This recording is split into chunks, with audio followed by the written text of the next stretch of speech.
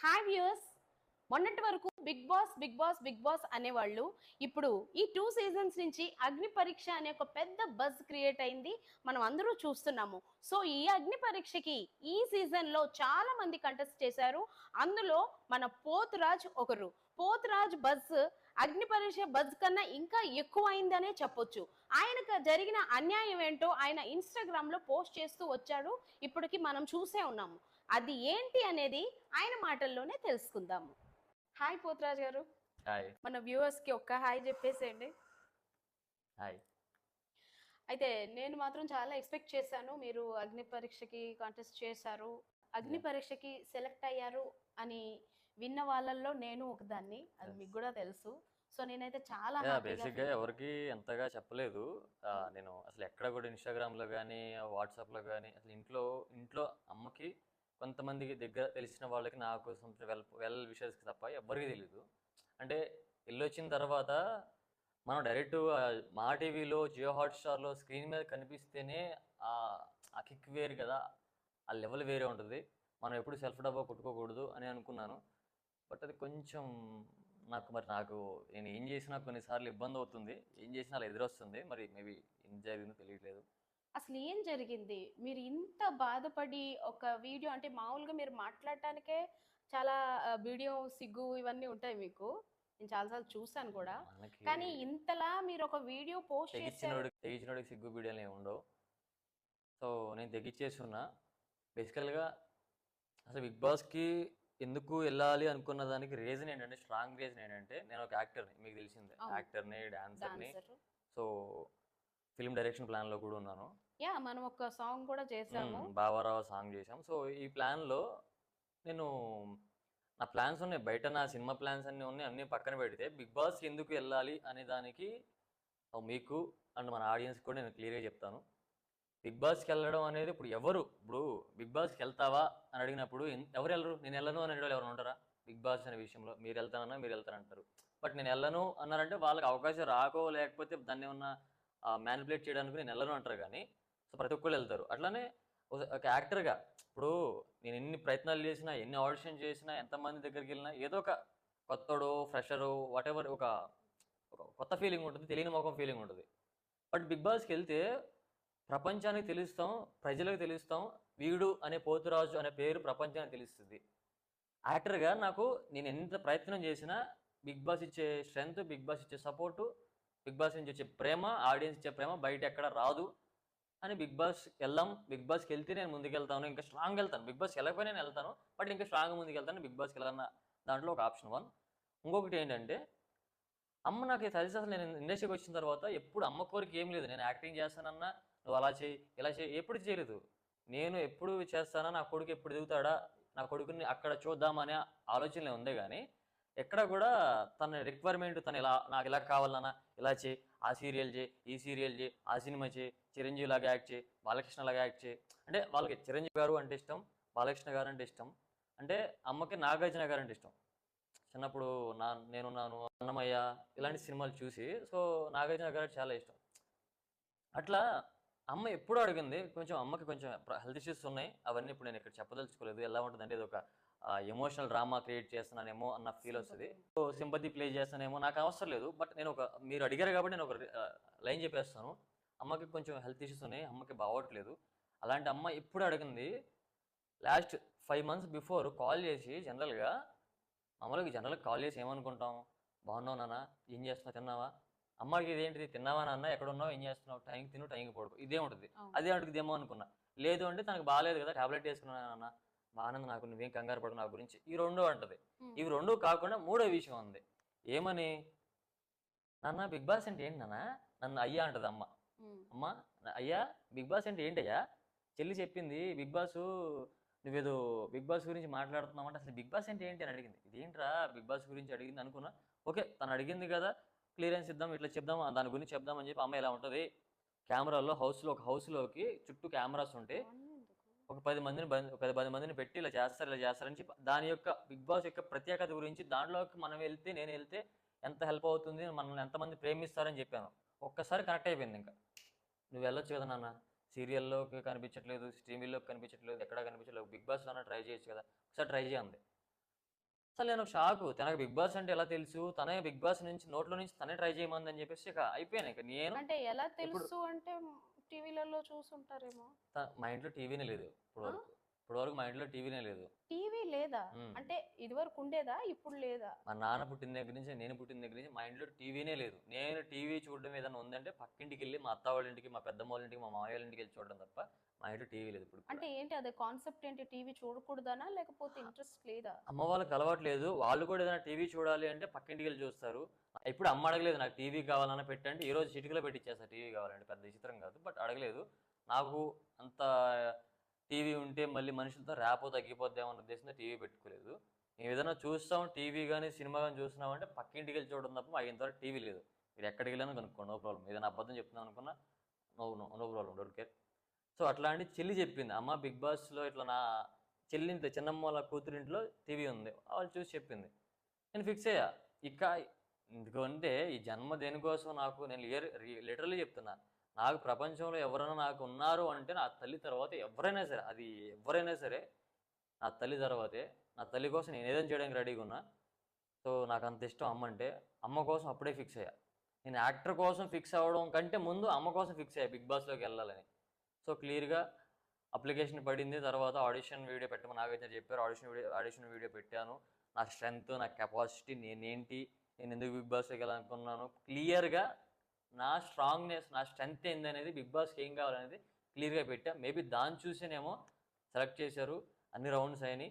ఫైనల్‌గా అగ్ని పరీక్షకి వెళ్ళా. ఏ రౌండ్‌లో కూడా ఎక్కడ కూడా నేను వెళ్ళాను అని ఎవరికి ఇన్ఫర్మేషన్ ఇవ్వలేదు. ఓకే. ఆడిషన్‌లో మీరు ఎలా పెట్టారు? అమ్మ అమ్మ కోసం అని పెట్టారా? లేకపోతే మీ స్ట్రెంగ్త్స్ మీ అమ్మ కోసం హ్మ్. నా స్ట్రెంగ్త్, నేను ఎందుకు బిగ్ బాస్‌కి అర్హుడిని, హ్మ్. నాకున్న క్వాలిటీస్ ఏంటి, నేను బిగ్ ఎందుకు బాస్‌లోకి అర్హుడు వెళ్తే ఏం అని నేను చేస్తా. అడుగుతా. మీరేం చెప్తారు? యాహ్! జనరల్‌గా బిగ్ బాస్‌లో ఒక బిగ్ బాస్ కంటెస్టెంట్‌కి కావాల్సిన అర్హతలు ఏదైనా ఉన్నాయంటే, ఒకటి physical fitness, physical. 2 vocal fitness, okay. 3 strategical fitness, mental fitness, హ్మ్. 4 ఎంటర్‌టైన్ చేయగలిగే క్వాలిటీ. అంటే ఈ సరదాగా 4 కూర్చున్నప్పుడు, మీకున్నాయి అంటారు. యెస్ జనరల్లీ సరదాగా హ్మ్. కూర్చున్నప్పుడే పక్కన కూర్చున్న మనిషిని, చూస్తున్న ఆడియన్స్‌ని ఎంటర్‌టైన్ చేయడమే ఎంటర్‌టైన్‌మెంట్. అది ఏదైనా చెయ్యి. జోకులెయ్యి, ఇన్‌స్టంట్ కామెడీ చెయ్యి, రోస్టింగ్ చెయ్యి, లేదంటే ఫ్లర్టింగ్ చెయ్యి, హ్మ్. అమ్మాయి ప్రపోజ్ చేస్తున్న ప్రపోజ్ చెయ్యి, క్యూట్‌గా ఏదైనా చెయ్యి, ఎంటర్‌టైన్ చేయాలి ఆడియన్స్‌ని. హ్మ్. నువ్వు కొట్టుకో, చివరికి కనీసం కొట్టుకో. నువ్వు ఓకే. నాకు కాఫీ కప్ ఎందుకు తీసుకున్నావు? నువ్వు నాకు నా అన్నం గుడ్డెందుకు లేపేసావు నువ్వు? కొట్టుకో. అది కూడా ఎంటర్‌టైన్‌మెంటే ఆడియన్స్‌కి. ప్రతిది ఎంటర్‌టైన్‌మెంటే. ఓకే. సో, ఇక్కడ ఈ 4 ఎందుకంటే ఫిట్‌నెస్. ఫిట్‌నెస్ ఏంటంటే టాస్క్ పెట్టినప్పుడు, ఓకే. ఇప్పుడు ఫిట్‌నెస్ లేకపోతే టాస్క్ పెట్టి టప్పలాడించాలంటే ఫిట్‌నెస్ లేకపోతే దూకలేరు, వంగలేరు. కొంచెం మీకు ఎగ్జాంపుల్ చెప్పాలంటే లాస్ట్ టైము ఇప్పుడు ఆయనున్నారు 'సుమన్ శెట్టి' గారు. పాపం ఆయనకి కొంచెం హెల్త్ ఇష్యూస్ ఉన్నాయి. చూసారు కదా! కొన్ని చూస్ ఇష్యూస్‌లో అవును. ఆయన బ్రీతింగ్ అంటూ, సో, ఆ ఫిట్‌నెస్ ఉంది. ఆ ఫిట్‌నెస్ కావాలి. క్లియర్‌గా 100కి 150% ఫిట్‌నెస్ ఉంది. హ్మ్. సో, వోకల్ ఉంది. ఇప్పుడు చూసారు కదా! నాన్ స్టాప్‌గా మీతో ఎలా అదేలే మాట్లాడుతున్నానో, నన్ను కూడా ఎలాంటి మాట్లాడనీయట్లే అసలు. ఎలాంటి కండిషన్ అయినా సరే 10 మంది వచ్చి నా మీద నామినేషన్ టైంలో, ఇంకొక టైంలో మీద పడినా సరే క్లియర్‌గా ఇచ్చి పడేస్తా. ఈ స్ట్రెంత్ ఉంది.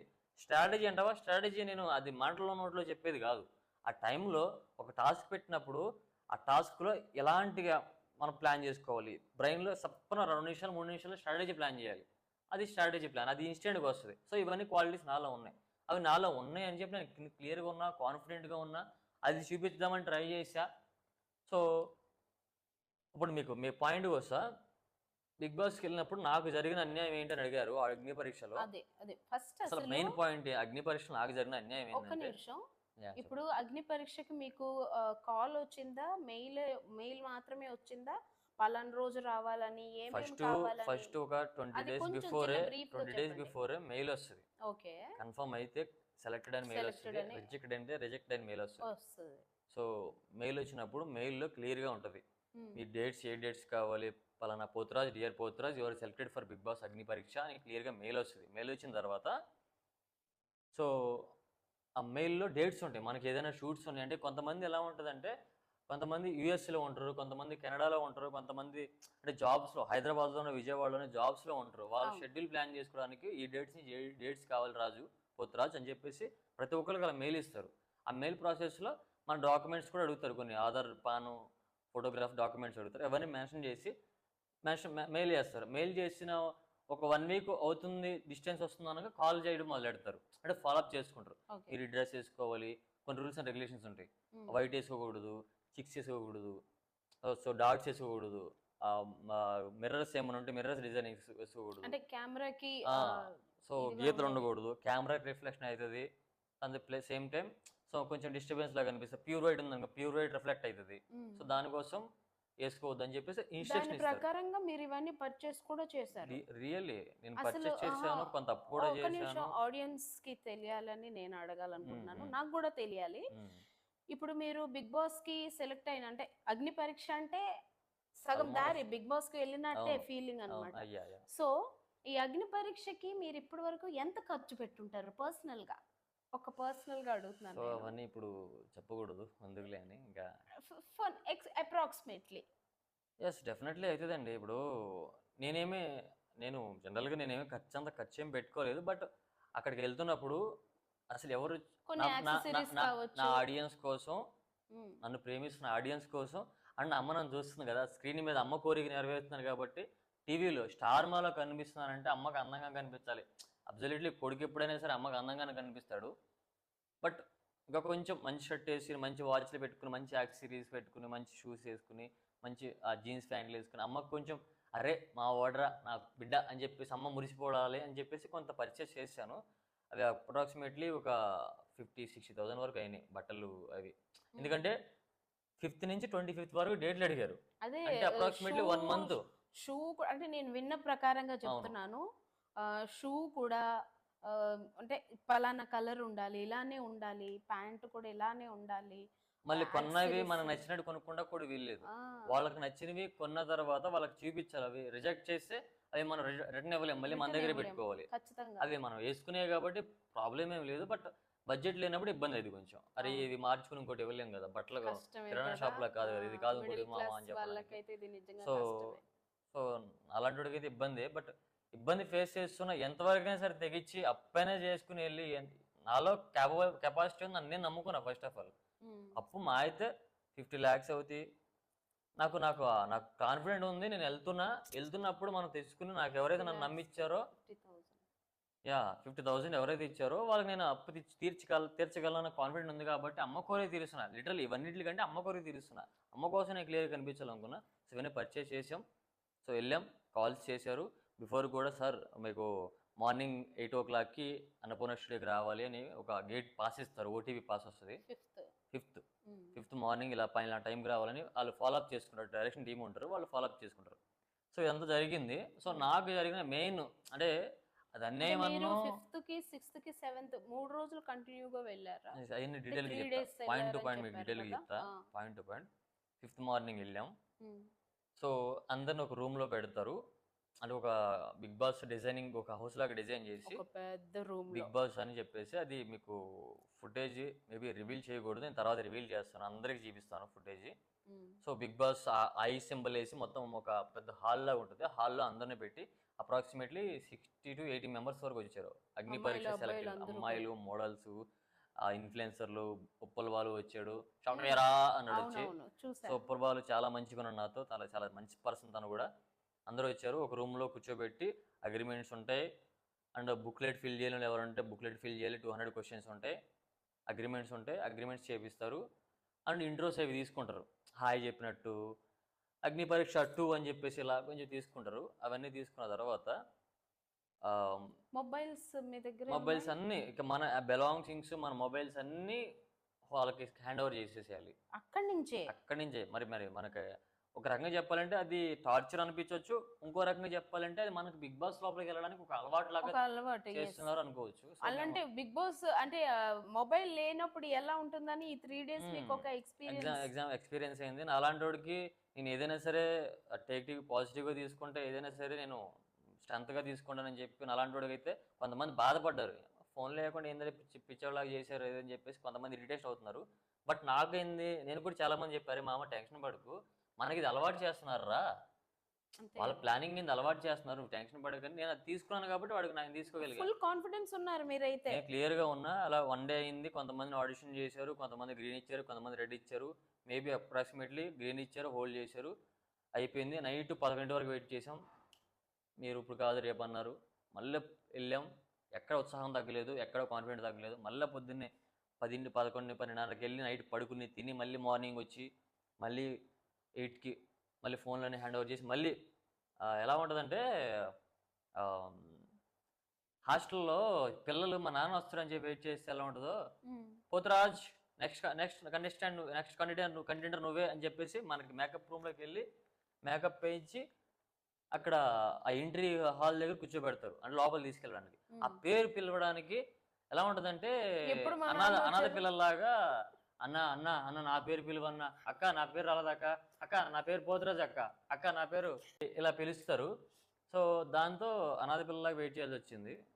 బట్ అది ఒక ఎక్స్పీరియన్స్, మంచి ఎక్స్పీరియన్స్. మేము ఫస్ట్ డే అయిపోయింది, సెకండ్ డే అయిపోయింది, కొంచెం మిగతా వాళ్ళందరూ డల్ అయిపోయారు. నేను ఎక్కడ కూడా డల్ అవ్వలేదు. చాలా హుషారుగా, క్లియర్గా, కాన్ఫిడెంట్గా ఉన్నా. నన్ను చూసి కూడా first day second day observe చేసిన వాళ్ళు కూడా, నాతో మాట్లాడిన వాళ్ళు కూడా వచ్చి, నేను చాలామంది అందరితో కలిసిపోయాను. నా గుణం మేబీ అదే అవ్వచ్చు. అందరితో కలిసిపోతా, అందరితో మాట్లాడతా, అందరితో కొలాబరేట్ అవుతా, పని చేస్తా. సో వాళ్ళని అమ్మాయి గొప్ప, మొగుడు ఎందుకు ఏం చేయకూడదు, ఇలా ప్రీ ఆర్గ్యుమెంట్ లాగా బిగ్ బాస్కి ఎలా ముందు చేస్తే ప్రాక్టీస్ లాగా చేసాం, అది చూశారు. ఇవన్నీ చూసి కొంతమంది పర్సనల్గా థర్డ్ డే వచ్చి నాతో బాయ్స్ అండ్ గర్ల్స్ గట్టిగా మాట్లాడుతున్నావు, సీరియస్ అవుతున్నావు, గొడవ పడగలుగుతావు, ఎంటర్టైన్ చేయగలుగుతావు, అందరితో కలిసిపోతున్నావు. సో అసలు నేను చూస్తే మాలో మేము టెన్షన్ పడుతున్నట్టు లేదు నీకు, నువ్వు అగ్ని పరీక్ష టీం లాగా నువ్వు ఉన్నావు, నువ్వు సరదాగా తిరిగేస్తున్నావు. నేను అనుకుంటున్నాను ఫస్ట్ టైం చూసినప్పుడు నేను అసలు కంటెంటర్ మాలో ఒకటి అనుకోలేదు నిన్ను అన్నాడు కదనైతే. సో ఓకే పర్లేదు, నేను వీళ్ళ దగ్గర నుంచి మార్కులు వస్తున్నాయి అని చెప్పేసి నేను అలా అని గర్వంగా ఏం ఫీల్ అవ్వలేదు, నాకు తోపలేడని ఫీల్ అవ్వలేదు. సో కొంచెం ప్రౌడ్గానే ఫీల్ అయ్యా, పర్లేదు ఓకే నాకు క్వాలిటీ ఉందని నేను నమ్మాను, వీళ్ళు కూడా నమ్మారు, ఓకే రైట్ అమ్మ కోరి నెరవేరుస్తున్నాను నా కాన్ఫిడెంట్లో అలా ఉన్నా.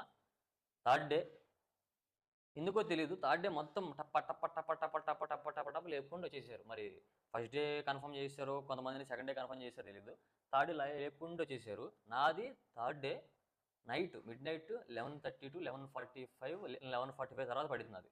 నాకు అప్పటికి అర్థమైపోయింది 11:45 అంటే నైట్ 11:45. నాకు అప్పటికి అర్థమైపోయింది మార్నింగ్ 10కి 9కి స్టార్ట్ చేసేస్తున్నారు ఆడిషన్. నవదీప్ గారు, బిందు మాధవి గారు, అభిజిత్ గారు, శ్రీముఖి గారు. సో వీళ్ళు నలుగురు జడ్జెస్. అరే పొద్దు నుంచి వీళ్ళు చేసి ఉంటారు, ఇప్పుడు కుర్చీలో కూర్చుని చెప్పడమే కదా అంటే, కుర్చీలో కూర్చుని కూడా మనం గంట టీవీ ముందు కూర్చోవాలంటే బ్యాక్ ఇవి నొప్పి వస్తాయి. సో చూసి ఇరిటేషన్ వస్తుంది. బ్రేకులు తీసుకుని అంత తీసుకున్నా ఏదో చెప్పింది చెప్పి వచ్చిన వాళ్ళు అంతా మంచోడు వస్తాడు, చెడ్డోడు వస్తాడు, బొరతినోడు వస్తాడు, అందరూ చూసి వాళ్ళకి కొంచెం విరక్తి వస్తుంది. అదే అనుకున్నా. నా టార్గెట్ ఏంటంటే ఫ్రెష్గా ఉన్నప్పుడు, మార్నింగ్ ఫ్రెష్గా ఉన్నప్పుడు వెళ్తే what ever positive or negative ఒక అపీరియన్స్ ఉంటుంది నా మీద అనుకున్నా. బట్ అది నాకు రాలేదు. అదే అనుకున్నా, అదే జరిగింది. వాళ్ళు టైడ్ అయిపోయినారు. లోపలికి వెళ్ళా. సో లోపలికి వెళ్ళే ముందు నాకు ఒక సాంగ్ వేశారు. ఈ ట్రామాలో ఆ సాంగ్ కూడా గుర్తులేదు, ఏ సాంగ్ వేశారో గుర్తులేదు నాకు. లిటరల్లీ ఎలా అంటే పెద్ద స్టేజ్, ఎలా అంటే ఒక అర ఎకరం ఉంటుంది స్టేజ్ మొత్తం. పెద్ద స్టేజ్, లైట్లు, డీజే బాక్సులు, సౌండ్లు. జడ్జెస్ ఏమో ఇక్కడ నుంచి మనకి ఒక 50 meters డిస్టెన్స్లో ఉంటారు. అలాంటి సిచ్యువేషన్ ఫస్ట్ టైం స్టేజ్ పర్ఫార్మెన్స్లోనే మనం నాటకాలు వేసినవి స్కూల్ డేస్లో, కానీ ఇప్పుడు రీసెంట్గా నాటకాలు వేసినవి ఇవి మనం ఏదైనా ప్రిలీజ్ ఈవెంట్లో చిన్న సాంగ్లు చేసుకున్న ఒక ప్రసాద లెవెల్లో స్టేజ్, ఆ స్టేజ్ వేరు. ఇది వైడ్ రేంజ్ స్టేజ్, పెద్ద స్టేజ్.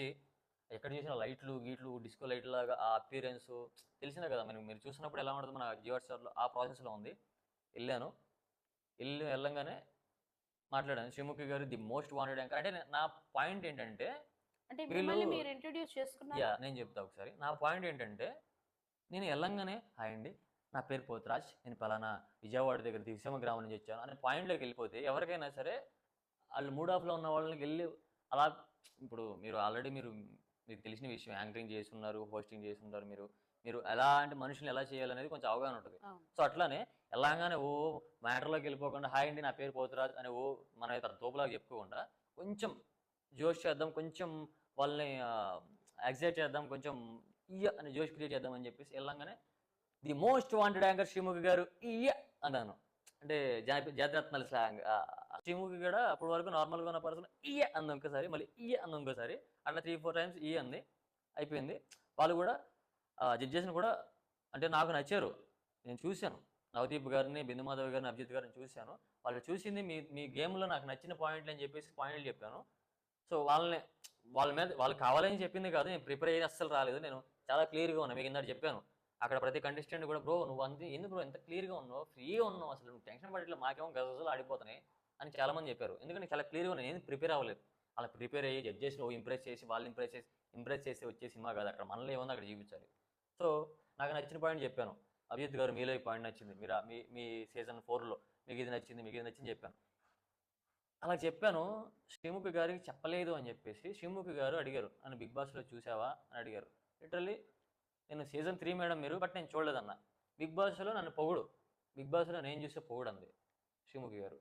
ఇదేంటి ఇప్పుడు నేను చూడనప్పుడు నేను ఎలా పొగుడుతాను?